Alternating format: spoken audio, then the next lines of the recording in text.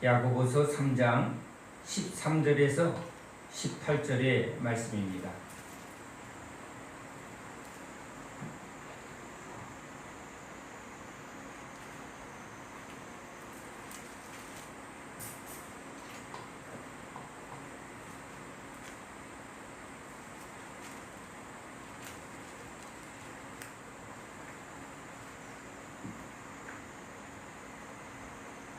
야고보서 3장 13절에서 18절의 말씀을 읽습니다.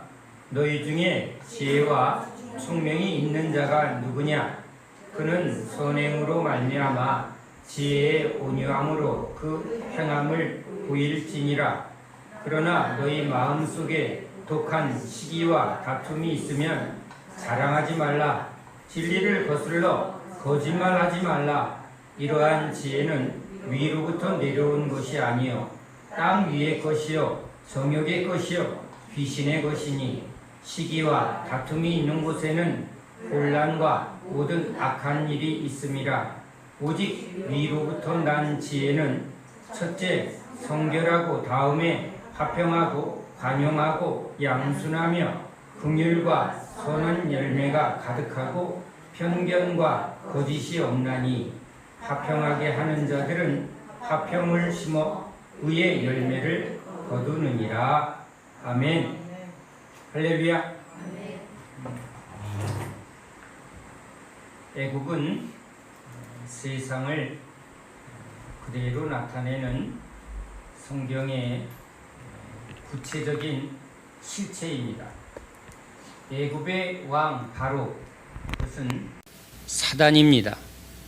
사단의 말을 듣고 선악과를 먹은 우리는 이제 그 애굽의 상징처럼 우리가 주인 되려 하고 우리가 왕 되려고 하는 그 삶을 살아가는 것을 그 애굽의 피라미드와 애굽의 노예된 삶을 말하기도 합니다. 자, 그러면 우리 애굽의 노예된 삶을 오늘의 삶에 그대로 한번 비춰 봅시다. 애굽의 노예들은 이제 늘 누구의 눈치를 봅니까? 애굽의 바로와 바로의 수족들의 눈치를 보게 됩니다.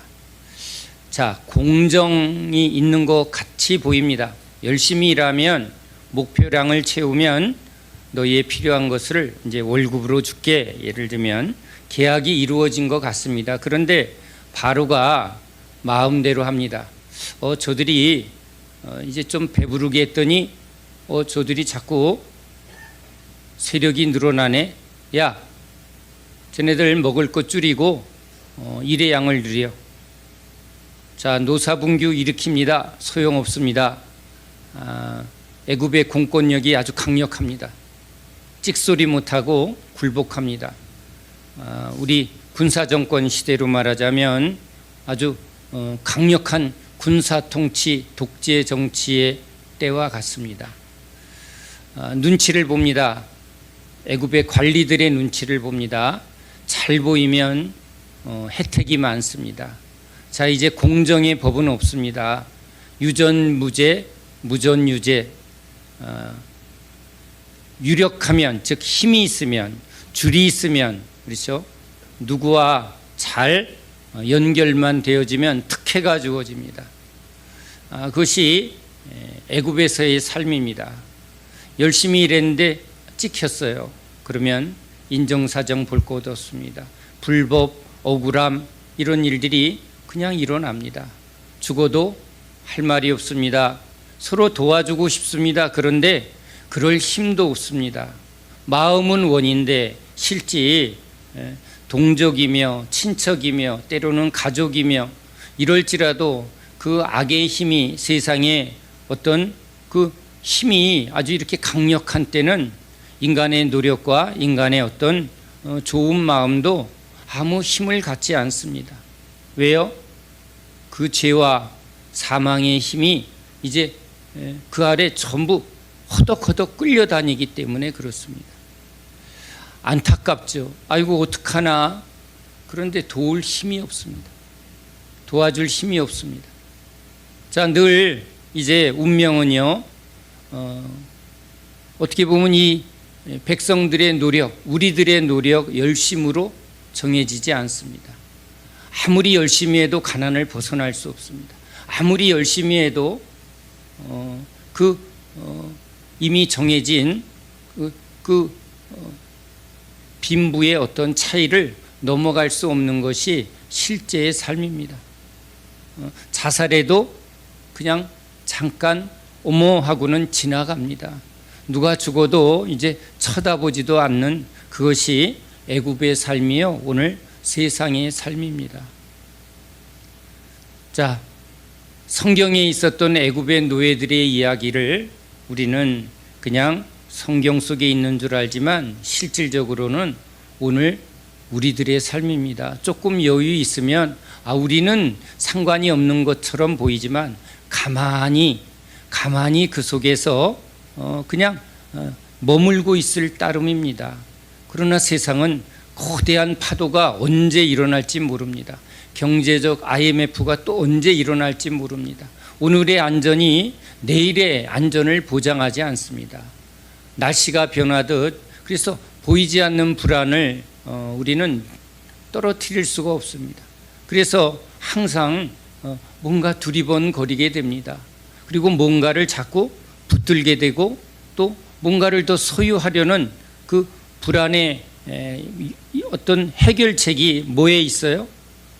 내가 뭔가 더 쥐고 있어야 된다는 이 본능적 욕구를 벗어날 길이 없습니다. 왜? 아무도 우리를 책임져 주는 사람이 없기 때문에 그렇습니다. 자, 그런데 여러분, 우린 에덴의 삶을 잘 모릅니다. 그런데 예수님이 그것을 우리에게 실제적으로 경험하게 하신 사건이 있습니다. 그것은 오병이어입니다. 물론 구약의 이스라엘 백성들이 40년간 광야에서 삶을 말하고 있지만 그런데 더 실제적으로 우리에게 다가올 수 있는 실제의 이야기는 예수님의 오병이어입니다. 3일 동안 줄여 있습니다. 그런데 방법이 없습니다. 자, 통장에 돈은 떨어져 가고 이제 일거리를 아무리 찾아도 일이 주어지지 않습니다. 자, 그럴 때 누가 나의 도움이 될고 친척한테, 형제한테 그랬더니 그들도 다 똑같습니다. 꼭 북한에 기아에 있을 때 여러분 대책이 없는 겁니다. 자기네들이 신 받들듯이 받드는 지도자를 봐도 아무 능력이 없습니다. 지들이 배부르고 지들만을 위해서 살아갈지 몰라도 오늘 우리들의 고통과 우리들의 문제는 그들과는 사실은 또 상관이 없습니다. 자, 오늘도 우리도 그렇습니다. 국가에서 어떤 정책을 또는 가난한 자와 또 없는 자에 대한 어떤 대책을 세우고 주택 정책을 세우고 복지 정책을 세운다 해도 커다란 위협이 오거나 어떤 그런 큰 재난이 닥치면 국가가 그 가난을 그 문제를 해결해 주지를 않습니다. 그러니까 그냥 무너질 수밖에 없어요. 그러니까 어떻게든지 안정적인 그런 직장 안정적인 삶을 아주 필사적으로 붙들 수밖에 없습니다. 자, 그러한 우리들의 이런 세상적인 삶 속에 예수님이 이제 그렇게 줄여 있는 그 수천 명의 백성들 앞에 이제 기도합니다. 어떻게 보면 우리는 재벌들이 자기 자산을 풀어서 자기의 어떤 부를 풀어서 이렇게 선행을 베풀면 야, 훌륭하다. 그래서 저 많이 가진 사람이 더 많이 베풀겠지 해서 대통령을 뽑아준 것도 그런 마음입니다. 저 많이 가졌으니까 많이 줄 것이다. 그런데 예수님이요, 뭘 보여주시려고 오병이어를 행하셨을까요? 여러 가지 본질적인 것은 영생의 떡이지만 실질적으로 또 하나 보여주려는 것이 있습니다. 하나님 나라입니다. 자, 여러분, 하나님이 이제 예수님을 통해서 하늘에서 떡이 내립니다. 그죠? 생명의 떡이 내립니다. 생명의 물고기가 떨어집니다. 자, 넘치게 내립니다. 처음에는 아마 나눠줄 때 하나라도 더, 왜? 언제 떨어질지 모르니까.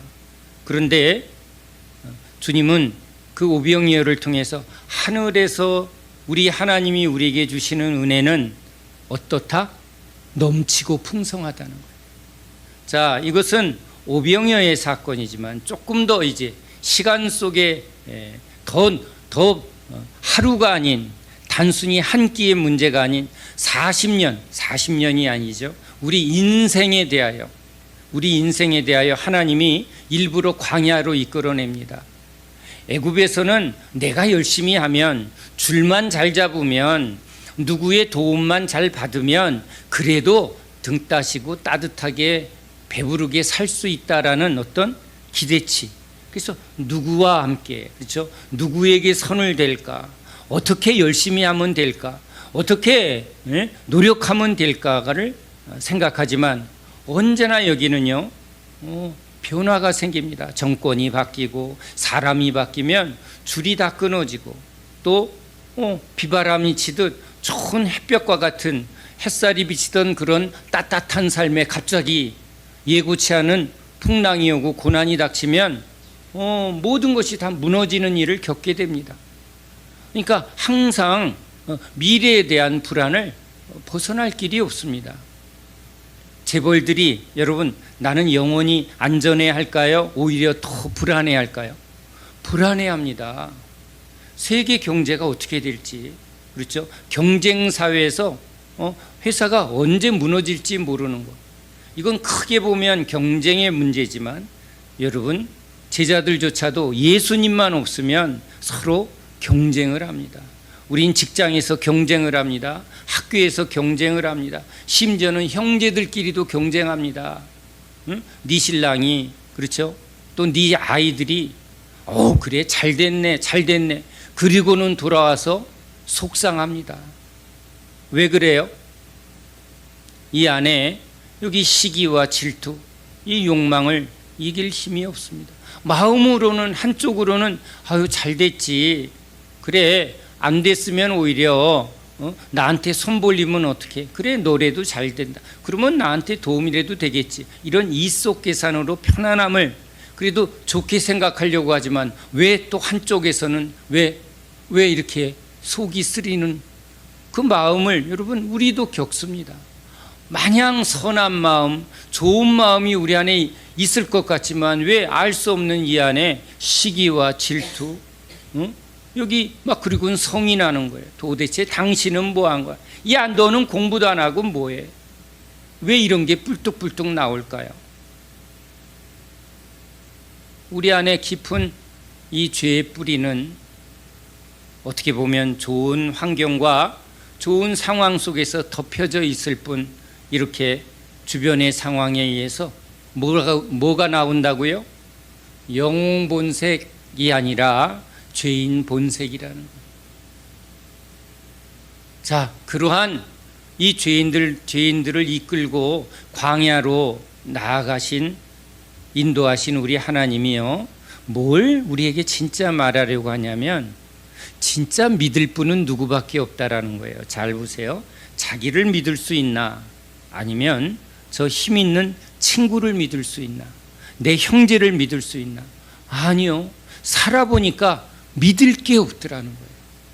자신은 더 믿을 것도 없고, 그렇죠? 친구도 위기가 오니까 무너지더라는 거예요. 틀림없다고 생각한 사람도 어떤 문제 앞에서 그 틀림이 틀려버린다는 걸 봅니다. 틀림없는 건 없는 거예요. 그래서 우리는 압니다. 틀림이 없구나가 아니라 다 틀릴 수밖에 없구나. 자, 그런데 광야에서 이제 어떠한 상황에서도 일관되이 우리에게 은혜 베풀어 주시는 하나님은 변함없이 매일매일 아침에 만나를 내리신다. 여러분, 단순히 먹거리 해결이 아니라는 거예요. 하나님은 변함없는 분이라는 거예요. 사람 눈치 보지 마라. 너의 감정과 너의 상관없이 하루 종일 농땡이 쳤어요. 하루 종일 뭔가 남에게 잘 보이려고 열심히 했어요. 그러면 세상에서는 이 두 가지를 비교하고 평가를 내립니다. 야, 너는 먹을 자격 없어. 야, 너는 아주 얘는 승진시켜줘야 돼. 얘는 상 줘야 돼. 그런데 하나님은요, 이렇게 농땡이 친 사람이나 열심히 사람들 앞에 잘 보인 사람에게나 필요한 것은 어떻게 해준다? 똑같이 주시더라고요. 아침 일찍 나가서 일한 사람과 저녁 늦게 겨우 들어와서 일한 사람과 똑같이 그 사람의 필요를 하나님은 채워주시더라. 뭘 말하는 거예요? 하나님의 자비하심, 하나님의 은혜. 믿을 분은, 그러니까 다 변하는데, 다 상황, 날씨가 변하듯, 그렇죠? 상황이 변하듯 모든 인간은 상황에 따라 변하더라는 거예요. 그런데 안 변하는 분은 누구다? 하나님이시다. 그런데 이분은 조건 없는 은혜의 분이라는 거예요. 자비로운 분이라는 거예요. 그래서 우리로 하여금 뭘 지금 딱 여기다 심어주려고요? 믿을 분은 사람이 아니라, 상황이 아니라, 자신이 아니라 주님밖에 없다. 세상 믿지 마라. 사람 믿지 말고 진짜 더 믿지 않아야 될 것은 너는 절대 믿지 마. 그렇죠? 나에 대하여, 그렇죠? 나에 대하여, 사람에 대하여, 세상 권세에 대하여 어떤 것도 믿지 마. 믿을 분은 우리 하나님 한 분이에요. 이 진리를 이제 보고 느끼고 체험하면서 이제 철저히 자기를 부인하고 자기 십자가를 지고 믿을 분 우리 하나님, 믿을 분 우리 예수님, 그렇죠? 그 믿는 자에게 주신 성령 하나님의 역사가 일어나면 그 성령의 역사는 우리 안에 있는 이 죄와 탐욕과 시기와 질투, 성냄, 분냄, 온갖 악함을 어떻게 한다? 그 성령의 능력이 이제 그 죄를 다스리시고 죄를 깨끗게 하고 죄를 이기게 하고, 그렇죠? 그러니까 그것을 이제 날마다 경험하는 게, 예수님이 계시면 제자들은 다투다가도 예수님 앞에 다 잘못했습니다. 왜냐하면 예수님이 진리이시고 예수님이 능력이시고 예수님이 참이라는 거예요. 그러니까 모든 다툼과 분냄과 시기와 질투가 우리 주님 앞에서는 힘을 잃어버린 거예요. 악이 힘을 잃고 악한 사단의 권세가 무력해지는 거예요. 우리의 욕망도 풍랑이 잠잠해지듯 성령이 이렇게 다스리시면, 말씀이 임하면 뭐 하는 거예요? 다스려지는 거예요. 그렇죠? 근데 주님이 없으면 이제 죄인 본색이죠. 출렁출렁 바람이 불고 사단이 와서 우리를 쥐고 흔들면 제자들은 이제 서로 도망가기 바쁘고, 서로 네 탓이고 내 탓이고, 서로 경쟁하기 바쁘고, 서로 비난하기 바쁘고, 그렇죠? 어떻게 밟고 올라갈까? 주님 없는 세상, 이게 지옥인 거예요. 이게 죄예요. 근데 주님이 다스리는 나라, 하나님 나라, 그 주님의 다스림 앞에 주님은 언제나 옳습니다. 예수는 우리의 주이십니다. 그리고 우리를 이 죄의 세력에서, 죄의 권세에서 이제 우리 하나님이 우리를 구원하셨다. 뭐예요? 이것을 다스리시고 우리를 깨끗게 하고 우리를 새롭게 하는 분, 이 그리스도이자 구원자, 그분이 우리를 새 마음으로 새 영으로 이제 새롭게 하셔서 우리를 영원히 다스리신다. 여러분, 주님만 없으면 무너지고 주님만 계시면 평강이 오는 걸 경험하니까 제자들은 이제 뭘 자꾸 고백할 수밖에 없어요. 제발 주님이 다스려 주세요. 주님만 없으면 이제 우리는 뭘 봐요?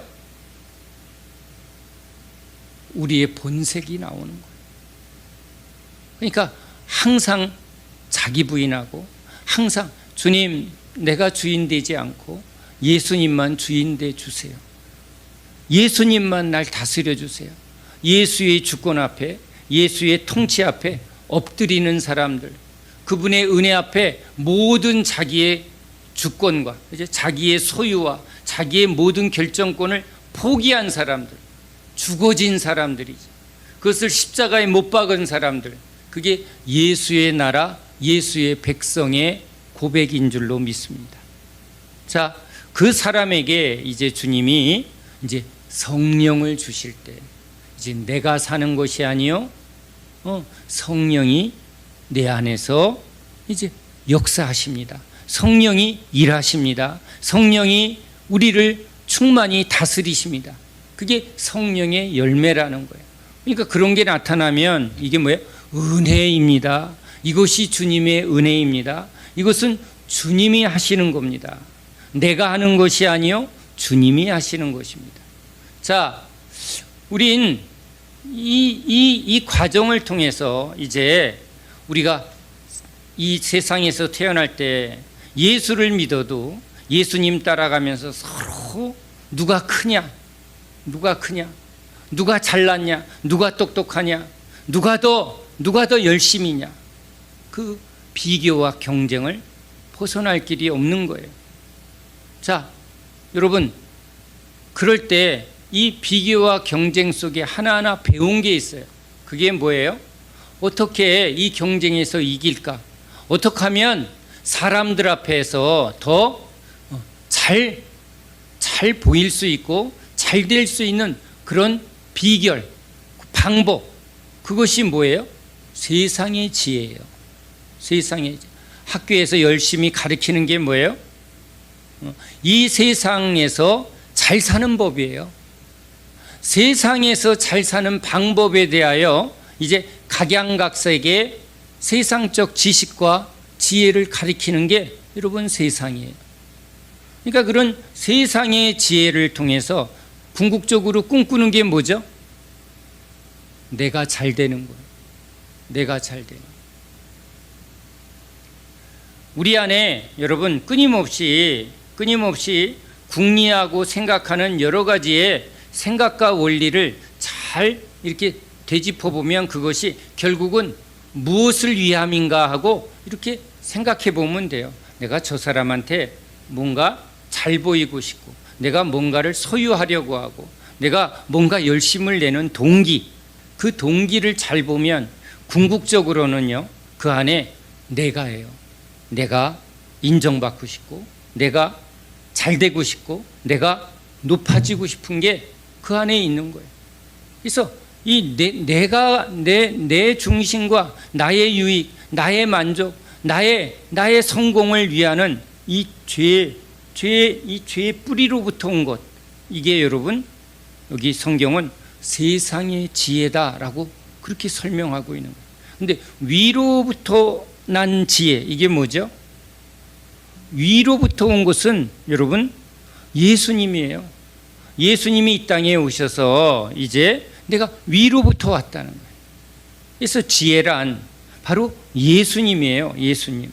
예수님이 이제 하늘의 지혜로 오신 거예요. 그래서 예수 믿는 자에게 성령이 임할 때 이 성령은 지혜의 영, 계시의 영이에요. 그 지혜는 이제 하나님의 뜻대로 이 땅에 하나님의 나라를 온전하게 이루신 하나님의 뜻, 하나님의 방법을 우리에게 말씀으로, 우리에게 삶으로, 능력으로 나타내신 예수 그리스도를 우리에게 알게 하고, 그 예수 그리스도를 따르게 하고 예수 그리스도의 말씀대로 행하도록 성령께서 끊임없이 예수님을 알게 하는 거예요. 예수님의 말씀을 깨닫게 하는 게 바로 성령이에요. 그러니까 성령은 예수의 영이라 이렇게 성경은 증거하고 있는 거예요. 그러니까 제자들이 예수님을 따라갈 때 예수님이 아버지의 뜻을 말하고 아버지의 지혜를 말하는데 제자들은 이제 원래 배운 게 뭐예요? 부모와 세상에서 배운 세상적 지혜와 세상의 방법에 계속 붙들리고 있는 거예요. 근데 예수님의 방법을 따라 하려고 해도 뭐가 없어요? 성령이 없는 거예요. 주님의 말씀이 맞는 것 같은데 주님이 말하면 이해하고 그 말씀을 따를 때는 조금 경험을 하는 거죠. 왜? 그건 주님의 말씀이에요. 근데 주님만 없으면 뭐가 나와요? 내 생각에는. 그래서 주님이 그것을 의도적으로 이제 드러나게 하신 것이 오병이어를 할 때 제자들에게, 자, 너희들이 저들을 먹여봐. 그랬더니 세상으로부터 배운 지혜는 뭐예요? 돈을 각출하자. 얼마나 합리적이고, 그렇죠? 논리적이고 경제적인가. 자, 사람은 몇 명이고, 이것은 이제 경제학이죠. 떡집에 가서 이 떡을 얼마나 사오면 되나. 그러면 n분의 1 나누고, 이 수학을 잘해야 돼요. 수학을 못하면 뭐 하는 거예요? 계산이 안 되는 거예요. 에이, 미련해. 그 계산도 못하네. 똑똑하질 않구나. 배움이 없네. 지혜가 없어. 어떻게 할지 모르겠네. 그러니까 여러분, 여기 어떻게 보면 작은 예지만, 그렇죠? 그래서 벌써 머리 빠르고 계산 빠른 세상에 똑똑한 사람들이 딱 이건 300데나리온이 필요합니다. 얘 왜 이렇게 똑똑해? 예, 서울대 나왔습니다. 무슨 과야? 예, 수학과입니다. 여러분 작은 예지만 꼭 우리도 비슷한 유형으로 사람들을 본다는 거예요. 학교는 안 나왔는데요. 야, 안 나오는데 그래?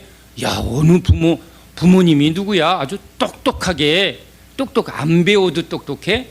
야, 그러면 더 아주 좋은 씨를 받았네. 응? 부모님이 되게 똑똑하신 분이었나 봐. 그 근거가 어디서 왔는가예요. 그런데 예수님은 하늘로부터예요. 하늘로부터. 그래서 예수님이 이제 우리에게 하늘의 지혜, 하늘의 능력, 하나님의 그 풍성함을 우리에게 알게 하고 믿게 하려는 거예요. 자, 처음으로 돌아갑시다. 사람들이 무엇에 의하여 여러분 요동한다고요? 하나님이 없으면. 제도가 바뀌고 법이 바뀌고 사람이 바뀌면 다 바뀌는 것을 우린 삶에서 봅니다. 근데 안 바뀌는 게 있어야 돼요. 근데 살아보니까 안 바뀌는 게 있어요, 없어요? 내 마음도 3일만 지나면 바뀌는데, 그렇죠? 아니, 형 옛날에는 안 그랬는데 저 형이 요즘 이상해. 아니, 아버지는 전에는 안 그러셨는데 나이 드시니까 이젠 이상하시네. 저 사람 처음 국회의원 나왔을 때는 아주 정직하더니 높은 자리 올라갔더니 사람이 변했네. 대통령 됐을 때는 처음엔 국민을 위하더니 나중에는 뒷주머니 챙기네. 아니, 회사가 커지기 전에는 그렇게 직원들 위하더니 좀 회사가 커지더니 지금 자식들한테 막 뭘 떼어주고. 야, 똑같구나. 우리가 경험하는 거예요. 나는 안 그래야지. 그런데 그렇지 않더라는 거예요. 너무 단순한 예 같지만요, 주님은요 뭘 보여주시는 거예요?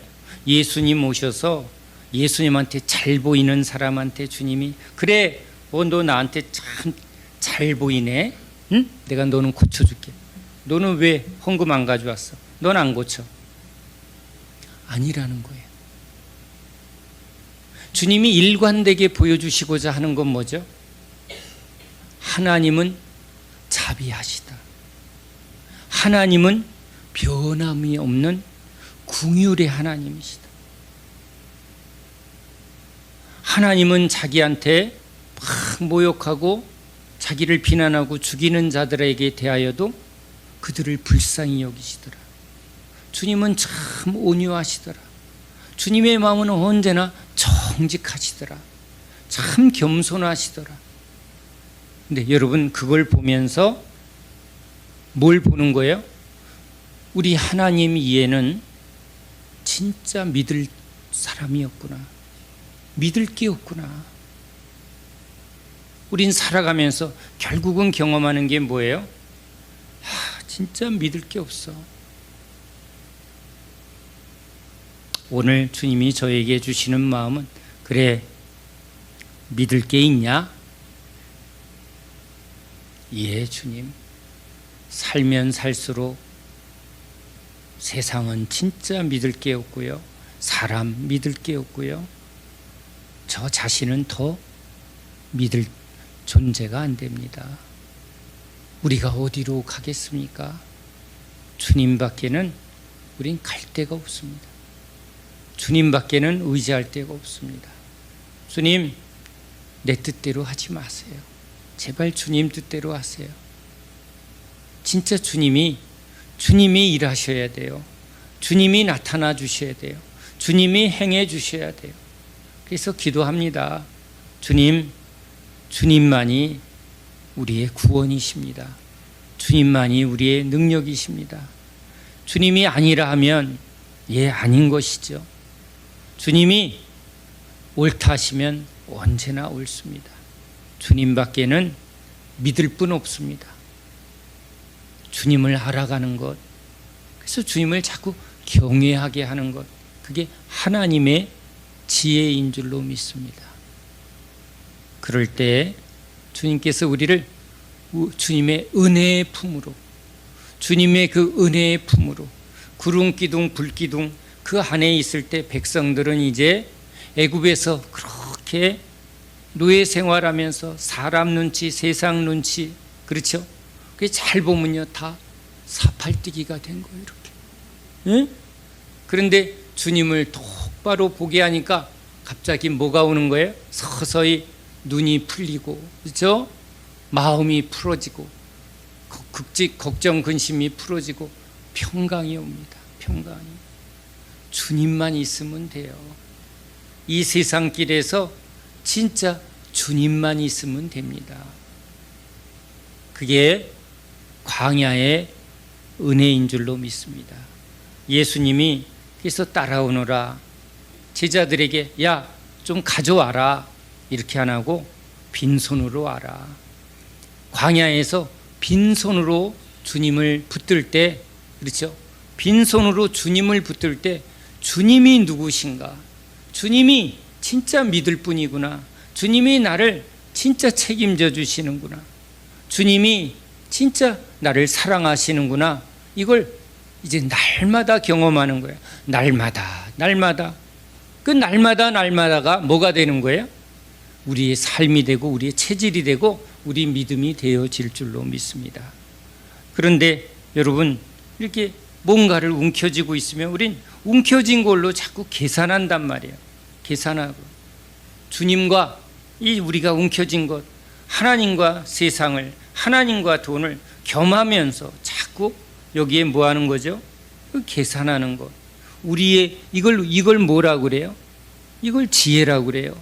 이건 지혜가 아니라 지렁이에요, 지렁이. 응? 이건 지렁이 같은 생각이에요. 그러니까 꿈틀꿈틀 살려고 꿈틀꿈틀, 하나님도 못 믿고 자신도 못 믿고, 그러니까 늘 두려움과 걱정이 떨어지질 않는 거예요.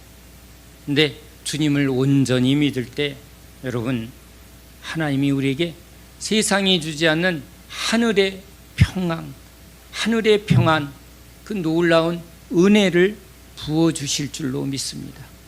여러분, 이럴 때 성경은 그가 주님과 화평하게 되었다. 막힌 담이 허물어지고, 이제 여러분 이웃과의 관계에서도 이 주님이 주는 이 평강으로 인하여 뭘 할 수 있다? 그래, 너의 어려움은 나의 어려움이야. 왜? 우리 주님이 계시기에. 이걸 여러분 어디서 경험하냐면요, 오병이어 할 때 경험하는 거예요. 오병이어 할 때. 뭐가 이게 막 앞에 앉았더니 많이 주는 거예요. 많이 움켜줬단 말이에요. 야, 요번 하는 일 잘 됐어. 지금 물고기 지금 10개, 20개 먼저 잔뜩 받아놨단 말이에요. 이제 소유해야 마음이 편안한데, 그 옆에 보니까 아직 못 받은 사람이 있으면 내가 10개니까 하나 줘야지. 그렇죠? 항상 내가 10개면 하나 줄 수 있어. 내가 많이 가지면 줄 수 있어. 이렇게 살 수밖에 없다는 거예요. 하나님을 믿어도 여러분 자꾸 소유를 붙들 때는 그래요. 주고 싶죠. 마음은 원이죠. 그런데 떨어질 것 같으면 이게 막 고민이 되는 게 우리라고요. 그러니까 왜요? 이게 이제 나의 계산법이었어요. 근데 뭘 경험하는 거예요? 넘치게 주는, 이거 떨어져도 또 내일 또 넘치게 주는 이 하나님을 경험하게 되면 뭐예요? 다 줄 수 있는 거예요. 왜? 어떻게 다 줘? 너 어떡하려고? 난 내일 또 주셔. 아유, 걱정하지 마. 난 또 주님이 채워주셔. 이 평안은 어디서 오는 거예요? 주님 때문에 오는 거예요. 주님 때문에. 여러분, 이게 주님으로부터 오는 평안이에요. 주님이 나를 따라오너라. 광야길을 걸어가는 사람은 날마다 경험을 하는 거예요. 날마다. 좀 한꺼번에 많이 주시지. 그러면요, 많이 주면 또 뭐예요? 이제 움켜쥐고 계산한단 말이에요. 그래서 주님이 그렇게 안 주시는 거야. 날마다 주는 이유가 있단 말이에요. 우리의 체질과 기질을 알아서, 그렇죠? 가지고 있으면 썩어요. 그러니까 뭐라고요? 아낌없이 줘라. 넘치게 줘. 후히 줘. 그러면 하나님이 너에게 더 풍성하게 하시리라. 이걸 경험하는 삶, 그게 제자의 삶이고 광야의 이스라엘 백성들의 삶인 거예요. 그래서 너희들을 떠날 때 전대를, 그렇죠? 소유를 의지하지 말고 날마다 하나님이 공급하는 그 풍성함을 경험하면서 살아라. 아멘이죠? 아멘이에요. 저에게도 이 말씀으로 그런 걸 경험할 때가 있어요. 이 말씀을 전할 때 이걸 좀 아껴서 요건 다음 주에 하고 요거는 어디 가서 또 요걸 몰아서 써야지. 저도 요걸 좀 아끼고 싶은 마음이 있을까요? 없을까요? 있어요, 솔직히. 그런데 어느 사역자를 주님이 이렇게 보게 하셨습니다. 꽤 유명한 분이신가 봐요. 목사님들이 그분의 집회 앞에 많이 와서 배우려고 모여 있습니다. 그런데 주님이 저한테 뭘 보여주시냐면 댐을 보여주는 거예요. 주님의 은혜를 잘 모아다가 내 말 잘 듣는 사람한테 수문을 열어서 곧대 열어서 누구한테 줄 서게? 자기한테 줄 서게. 나는 바울파야, 나는 아볼로파야. 추종자 만들더라고. 얼마나 무서운지 몰랐어요. 그래서 아낌없이 내어주라는 거예요. 네게 아니니까. 말씀의 은혜, 여러분, 하나님이 주는 은혜가 얼마나 귀해요. 귀하니까 주님이 주는 능력, 주님이 주시는 은혜, 주님이 주시는 말씀, 깨달음, 보물과 같아요. 우리 신앙의 세계는. 그런데 이것도 뭐 하고 싶은 거예요?